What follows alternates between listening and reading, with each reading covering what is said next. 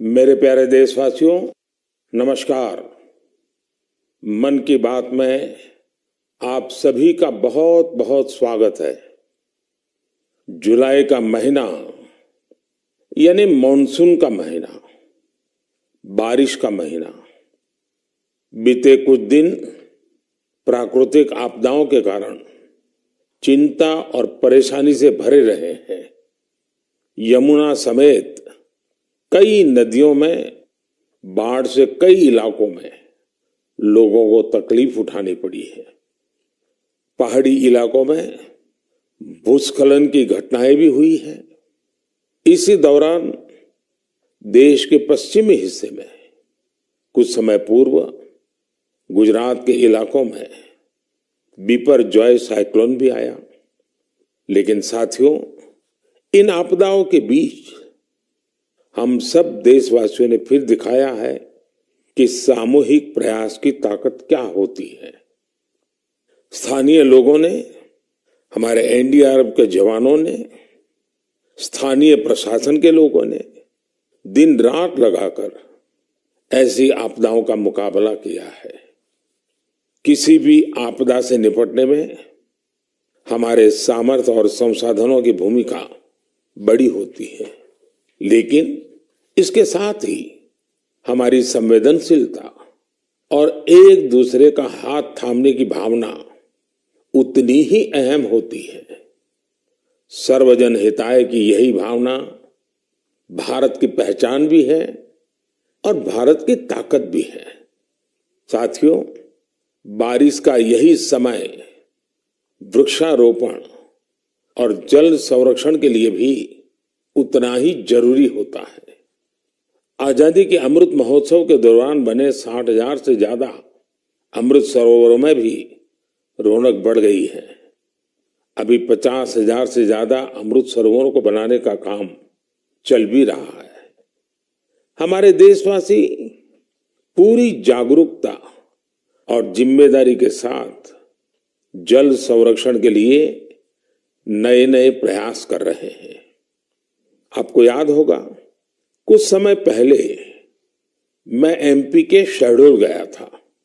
वहां मेरी मुलाकात पकरिया गांव के आदिवासी भाई बहनों से हुई थी। वहीं पर मेरी उनसे प्रकृति और पानी को बचाने के लिए भी चर्चा हुई थी। अभी मुझे पता चला है कि पकरिया गांव के आदिवासी भाई बहनों ने इसे लेकर काम भी शुरू कर दिया है। यहां प्रशासन की मदद से लोगों ने करीब 100 कुओं को वाटर रिचार्ज सिस्टम में बदल दिया है। बारिश का पानी अब इन कुओं में जाता है और कुओं से ये पानी जमीन के अंदर चला जाता है। इससे इलाके में भू जल स्तर भी धीरे धीरे सुधरेगा। अब सभी गांव वालों ने पूरे क्षेत्र के करीब करीब 800 कुएं को रिचार्ज के लिए उपयोग में लाने का लक्ष्य बनाया है। ऐसी ही एक उत्साहवर्धक खबर यूपी से आई है। कुछ दिन पहले उत्तर प्रदेश में एक दिन में 30 करोड़ पेड़ लगाने का रिकॉर्ड बनाया गया है। इस अभियान की शुरुआत राज्य सरकार ने की, उसे पूरा वहां के लोगों ने किया। ऐसे प्रयास जन भागीदारी के साथ साथ जन जागरण के भी बड़े उदाहरण है। मैं चाहूंगा कि हम सब भी पेड़ लगाने और पानी बचाने के इन प्रयासों का हिस्सा बने। मेरे प्यारे देशवासियों, इस समय सावन का पवित्र महीना चल रहा है। सदाशिव महादेव की साधना आराधना के साथ ही सावन हरियाली और खुशियों से जुड़ा होता है। इसलिए सावन का आध्यात्मिक के साथ ही सांस्कृतिक दृष्टिकोण से भी बहुत महत्व रहा है। सावन के झूले, सावन की मेहंदी, सावन के उत्सव, यानी सावन का मतलब ही आनंद और उल्लास होता है। साथियों, हमारी इस आस्था और इन परंपराओं का एक पक्ष और भी है। हमारे ये पर्व और परंपराएं हमें गतिशील बनाते हैं। सावन में शिव आराधना के लिए कितने ही भक्त कांवड़ यात्रा पर निकलते हैं। सावन की वजह से इन दिनों 12 ज्योतिर्लिंगों में भी खूब श्रद्धालु पहुंच रहे हैं। आपको ये जानकर भी अच्छा लगेगा कि बनारस पहुंचने वाले लोगों की संख्या भी रिकॉर्ड तोड़ रही है। अब काशी में हर साल 10 करोड़ से भी ज्यादा पर्यटक पहुंच रहे हैं। अयोध्या, मथुरा, उज्जैन जैसे तीर्थों पर आने वाले श्रद्धालुओं की संख्या भी तेजी से बढ़ रही है। इससे लाखों गरीबों को रोजगार मिल रहा है, उनका जीवन यापन हो रहा है। ये सब हमारे सांस्कृतिक जन जागरण का परिणाम है। इसके दर्शन के लिए अब तो पूरी दुनिया से लोग हमारे तीर्थों में आ रहे हैं। मुझे ऐसे ही 2 अमेरिकन दोस्तों के बारे में पता चला है जो कैलिफोर्निया से यहां अमरनाथ यात्रा करने आए थे। इन विदेशी मेहमानों ने अमरनाथ यात्रा से जुड़े स्वामी विवेकानंद के अनुभवों के बारे में कहीं सुना था। उससे उन्हें इतनी प्रेरणा मिली कि खुद भी अमरनाथ यात्रा करने आ गए। ये इसे भगवान भोलेनाथ का आशीर्वाद मानते हैं। यही भारत की खासियत है कि सबको अपनाता है, सबको कुछ न कुछ देता है। ऐसी ही एक फ्रेंच मुल्क की महिला है शार्लोट शोपा। बीते दिनों जब मैं फ्रांस गया था तो इनसे मेरी मुलाकात हुई थी। शार्लोट शोपा एक योगा प्रैक्टिशनर है, योगा टीचर है और उनकी उम्र 100 साल से भी ज्यादा है। वो सेंचुरी पार कर चुकी है। वो पिछले 40 साल से योग प्रैक्टिस कर रही हैं। वो अपने स्वास्थ्य और 100 साल की इस आयु का श्रेय योग को ही देती है। वो दुनिया में भारत के योग विज्ञान और इसकी ताकत का एक प्रमुख चेहरा बन गई है। इनसे हर किसी को सीखना चाहिए। हम न केवल अपनी विरासत को अंगीकार करें बल्कि उसे जिम्मेदारी के साथ विश्व के सामने प्रस्तुत भी करें। और मुझे खुशी है कि ऐसा ही एक प्रयास इन दिनों उज्जैन में चल रहा है। यहाँ देश भर के 18 चित्रकार पुराणों पर आधारित आकर्षक चित्रकथाएं बना रहे हैं। ये चित्र बूंदी शैली, नाथद्वारा शैली, पहाड़ी शैली और अपभ्रंश शैली जैसी कई विशिष्ट शैलियों में बनेंगे। इन्हें उज्जैन के त्रिवेणी संग्रहालय में प्रदर्शित किया जाएगा। यानी कुछ समय बाद जब आप उज्जैन जाएंगे तो महाकाल महालोक के साथ साथ एक और दिव्य स्थान के आप दर्शन कर सकेंगे। साथियों, उज्जैन में बन रही इन पेंटिंग्स की बात करते हुए मुझे एक और अनोखी पेंटिंग की याद आ गई है। ये पेंटिंग राजकोट के एक आर्टिस्ट प्रभात सिंह मोड़भाई बरहाट जी ने बनाई थी। ये पेंटिंग छत्रपति वीर शिवाजी महाराज के जीवन के एक प्रसंग पर आधारित थी। आर्टिस्ट प्रभात भाई ने दर्शाया था कि छत्रपति शिवाजी महाराज राज्याभिषेक के बाद अपनी कुलदेवी तुलजा माता के दर्शन करने जा रहे थे तो उस समय क्या माहौल था। अपनी परंपराओं, अपनी धरोहरों को जीवंत रखने के लिए हमें उन्हें सहेजना होता है, उन्हें जीना होता है, उन्हें अगली पीढ़ी को सिखाना होता है। मुझे खुशी है कि आज इस दिशा में अनेकों प्रयास हो रहे हैं। मेरे प्यारे देशवासियों, कई बार जब हम इकोलॉजी, फ्लोरा, फोना, बायोडायवर्सिटी जैसे शब्द सुनते हैं तो कुछ लोगों को लगता है कि ये तो स्पेशलाइज सब्जेक्ट है, इनसे जुड़े एक्सपर्ट के विषय हैं, लेकिन ऐसा नहीं है। अगर हम वाकई प्रकृति प्रेम करते हैं तो हम अपने छोटे छोटे प्रयासों से भी बहुत कुछ कर सकते हैं। तमिलनाडु में वाड़ावल्ली के एक साथी हैं सुरेश राघवन जी। राघवन जी को पेंटिंग का शौक है। आप जानते हैं, पेंटिंग कला और कैनवास से जुड़ा काम है, लेकिन राघवन जी ने तय किया कि वो अपनी पेंटिंग्स के जरिए पेड़ पौधों और जीव जंतुओं की जानकारी को संरक्षित करेंगे। वो अलग अलग फ्लोरा और फौना की पेंटिंग्स बनाकर उनसे जुड़ी जानकारी का डॉक्यूमेंटेशन करते हैं। वो अब तक दर्जनों ऐसी चिड़ियाओं की, पशुओं की, ऑर्चिड्स की पेंटिंग्स बना चुके हैं जो विलुप्त होने की कगार पर है। कला के जरिए प्रकृति की सेवा करने का ये उदाहरण वाकई अद्भुत है। मेरे प्यारे देशवासियों, आज मैं आपको एक और दिलचस्प बात भी बताना चाहता हूं। कुछ दिन पहले सोशल मीडिया पर एक अद्भुत क्रेज दिखा। अमेरिका ने हमें 100 से ज्यादा दुर्लभ और प्राचीन कलाकृतियां वापस लौटाई है। इस खबर के सामने आने के बाद सोशल मीडिया पर इन कलाकृतियों को लेकर खूब चर्चा हुई। युवाओं में अपनी विरासत के प्रति गर्व का भाव दिखा।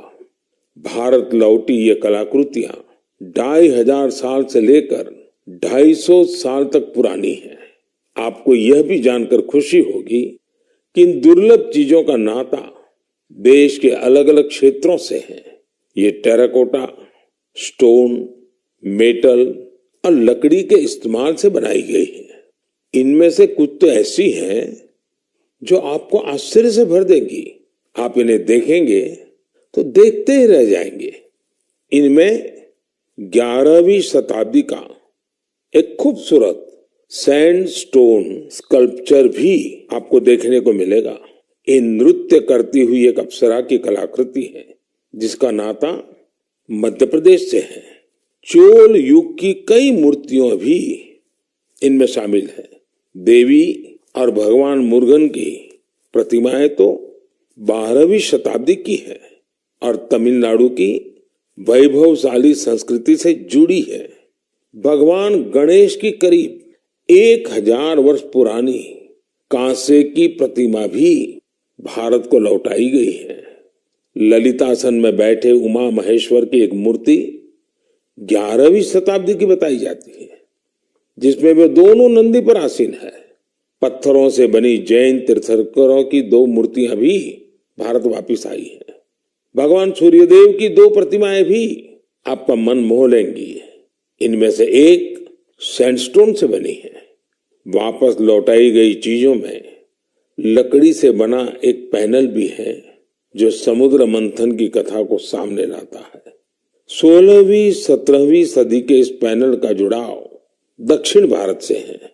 साथियों, यहां मैंने तो बहुत कभी नाम लिए हैं, जबकि देखे तो ये लिस्ट बहुत लंबी है।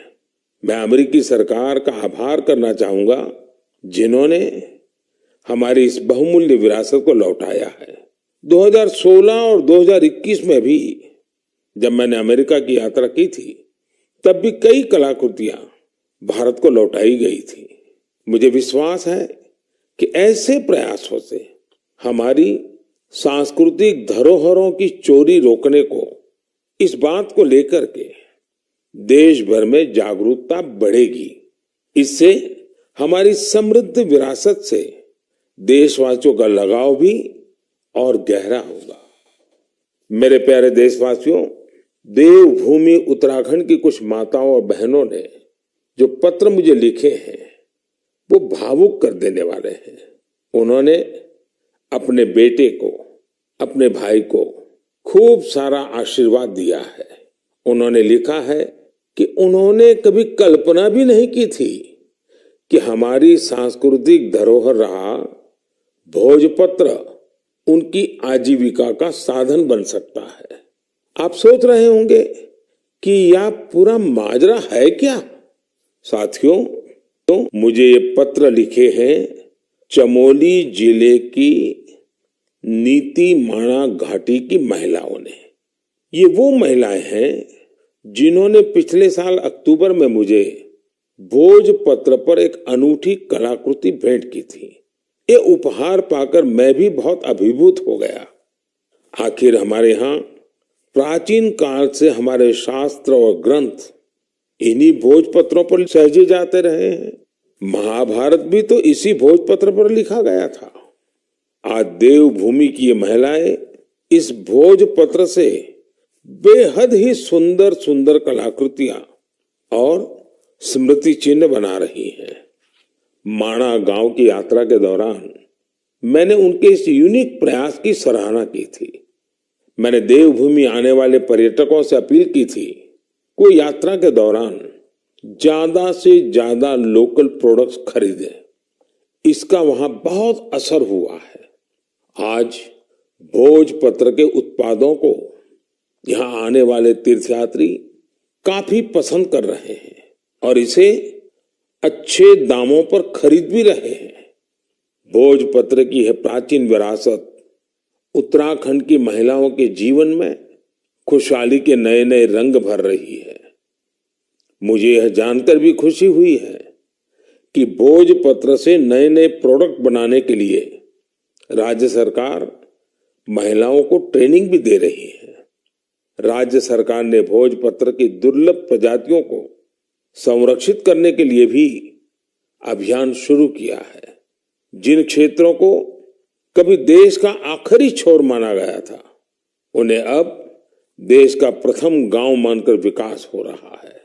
ये प्रयास अपनी परंपरा और संस्कृति को संजोने के साथ आर्थिक तरक्की का भी जरिया बन रहा है।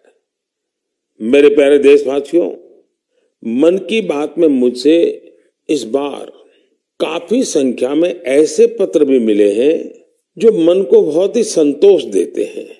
ये चिट्ठी उन मुस्लिम महिलाओं ने लिखी है जो हाल ही में हज यात्रा करके आई है। उनकी यात्रा कई मायनों में बहुत खास है।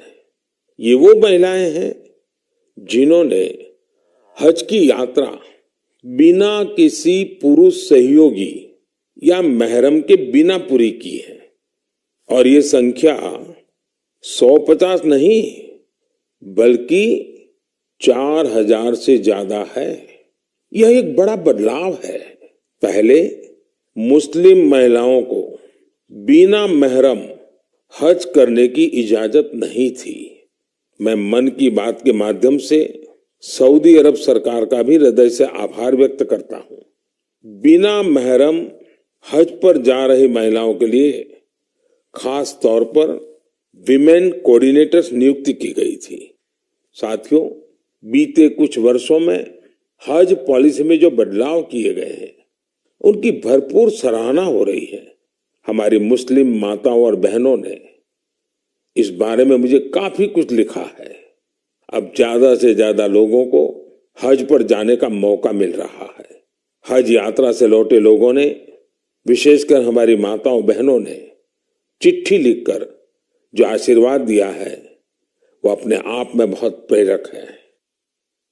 मेरे प्यारे देशवासियों, जम्मू कश्मीर में म्यूजिकल नाइट्स हो, हाई एल्टीट्यूड में बाइक रैलीज हो, चंडीगढ़ के लोकल क्लब हो और पंजाब में ढेर सारे स्पोर्ट्स ग्रुप्स हो, ये सुनकर लगता है एंटरटेनमेंट की बात हो रही है, एडवेंचर की बात हो रही है।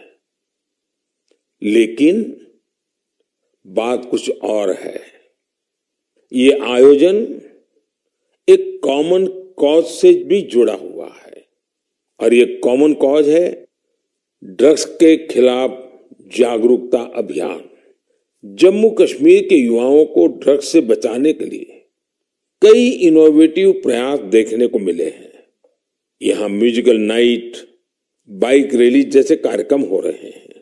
चंडीगढ़ में इस मैसेज को स्प्रेड करने के लिए लोकल क्लब्स को इससे जोड़ा गया है। वे इन्हें वादा क्लब्स कहते हैं। वादा यानी victory against drugs abuse. Punjab में कई स्पोर्ट्स ग्रुप्स भी बनाए गए हैं जो फिटनेस पर ध्यान देने और नशा मुक्ति के लिए अवेयरनेस कैंपेन चला रहे हैं। नशे के खिलाफ अभियान में युवाओं की बढ़ती भागीदारी बहुत उत्साह बढ़ाने वाली है।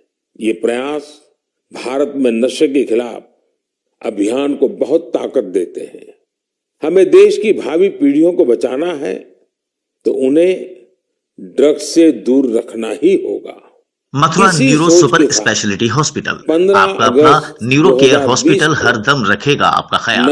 Mathura neuro super speciality hospital में है मरीजों के लिए सभी अत्याधुनिक सुविधाएं, 24 घंटे आपातकालीन आधुनिक क्रिटिकल केयर सेवाएं, अत्याधुनिक मशीनों युक्त ऑपरेशन थिएटर, न्यूरो एवं स्पाइन सर्जरी की अत्याधुनिक सेवाएं, हड्डियों के सभी प्रकार के ऑपरेशन, इसके अलावा स्त्री रोग संबंधित सभी सेवाएं भी Mathura neuro super speciality hospital में उपलब्ध है। किसी भी आपातकालीन स्वास्थ्य सेवा संबंधित समस्या के लिए संपर्क कर सकते हैं। हमारा पता नोट कीजिए, 526 राधिका बिहार, मंडी चौराहा, national highway number 19, Mathura. Mobile number 9997153838, 9997143838, 7617609393, 7617709393। इस नेक अभियान में अपना योगदान दे रहे हैं।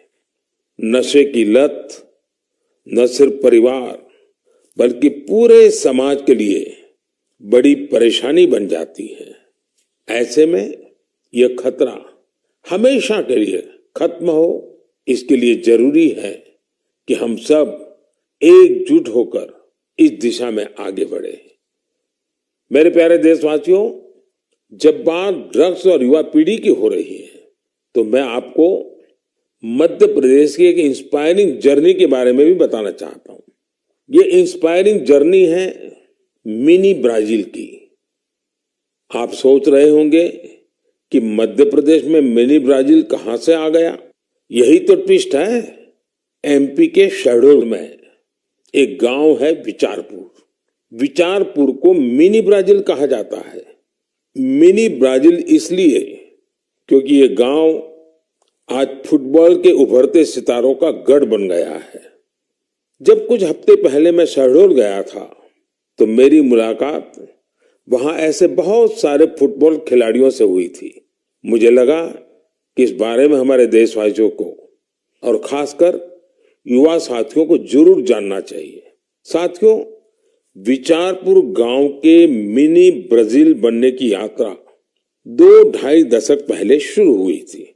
उस दौरान विचारपुर गांव अवैध शराब के लिए बदनाम था, नशे की गिरफ्त में था। इस माहौल का सबसे बड़ा नुकसान यहां के युवाओं को हो रहा था। एक पूर्व नेशनल प्लेयर और कोच रईस अहमद ने इन युवाओं की प्रतिभा को पहचाना। रईस जी के पास संसाधन ज्यादा नहीं थे, लेकिन उन्होंने पूरी लगन से युवाओं को फुटबॉल सिखाना शुरू किया। कुछ साल के भीतर ही यहां फुटबॉल इतनी पॉपुलर हो गई कि विचारपुर गांव की पहचान ही फुटबॉल से होने लगी। अब यहां फुटबॉल क्रांति नाम से एक प्रोग्राम भी चल रहा है। इस प्रोग्राम के तहत युवाओं को इस खेल से जोड़ा जाता है और उन्हें ट्रेनिंग दी जाती है। ये प्रोग्राम इतना सफल हुआ है कि विचारपुर से नेशनल और स्टेट लेवल के 40 से ज्यादा खिलाड़ी निकले हैं। ये फुटबॉल क्रांति अब धीरे धीरे पूरे क्षेत्र में फैल रही है। शहडोल और उसके आसपास के काफी बड़े इलाके में 1200 से ज्यादा फुटबॉल क्लब बन चुके हैं। यहां से बड़ी संख्या में ऐसे खिलाड़ी निकल रहे हैं जो नेशनल लेवल पर खेल रहे हैं। फुटबॉल के कई बड़े पूर्व खिलाड़ी और कोच आज यहां युवाओं को ट्रेनिंग दे रहे हैं। आप सोचिए, एक आदिवासी इलाका जो अवैध शराब के लिए जाना जाता था, नशे के लिए बदनाम था, वो अब देश की फुटबॉल नर्सरी बन गया है। इसलिए तो कहते हैं जहां चाह वहां राह। हमारे देश में प्रतिभाओं की कमी नहीं है। जरूरत है तो उन्हें तलाशने की और तराशने की। इसके बाद यही युवा देश का नाम रोशन भी करते हैं और देश के विकास को दिशा भी देते हैं। मेरे प्यारे देशवासियों, आजादी के 75 साल पूरे होने के अवसर पर हम सभी पूरे उत्साह से अमृत महोत्सव मना रहे हैं। अमृत महोत्सव के दौरान देश में करीब करीब 2 लाख कार्यक्रमों का आयोजन किया गया है। ये कार्यक्रम एक से बढ़कर एक रंगों से सजे थे, विविधता से भरे थे।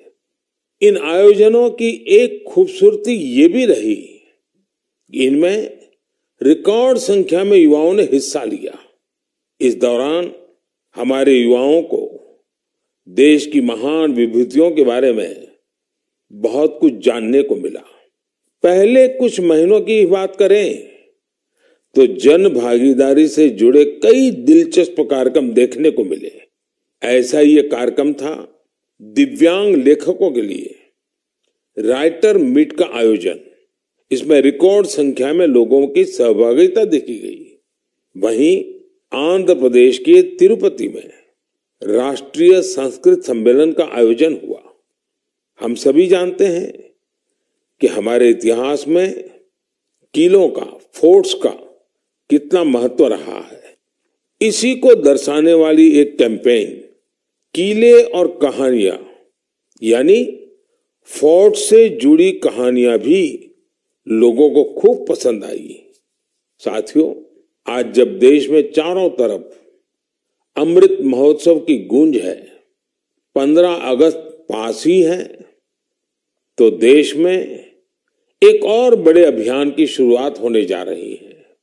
शहीद वीर वीरांगनाओं को सम्मान देने के लिए मेरी माटी मेरा देश अभियान शुरू होगा। इसके तहत देश भर में हमारे अमर बलिदानियों की स्मृति में अनेक कार्यक्रम आयोजित होंगे। इन विभूतियों की स्मृति में देश की लाखों ग्राम पंचायतों में विशेष शिलालेख भी स्थापित किए जाएंगे। इस अभियान के तहत देश भर में अमृत कलश यात्रा भी निकाली जाएगी।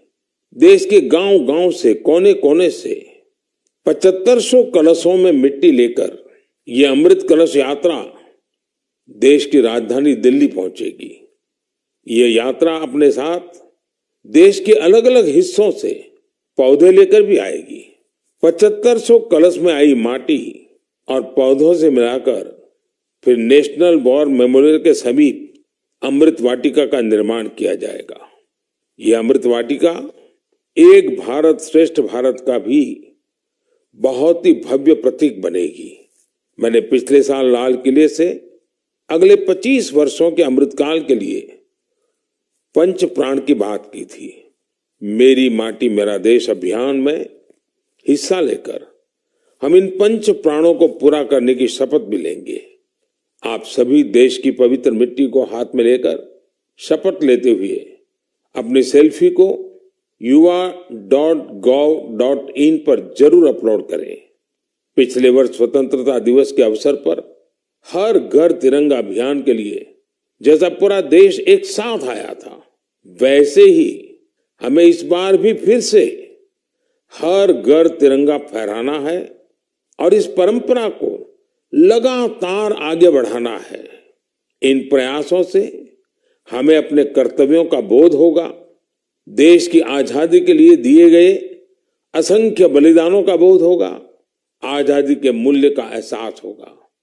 इसलिए हर देशवासी को इन प्रयासों से जरूर जुड़ना चाहिए। मेरे प्यारे देशवासियों, मन की बात में आज बस इतना ही। अब कुछ ही दिनों में हम 15 अगस्त आजादी का ये महान पर्व का हिस्सा बनेंगे। देश की आजादी के लिए मर मिटने वालों को हमेशा याद रखना है।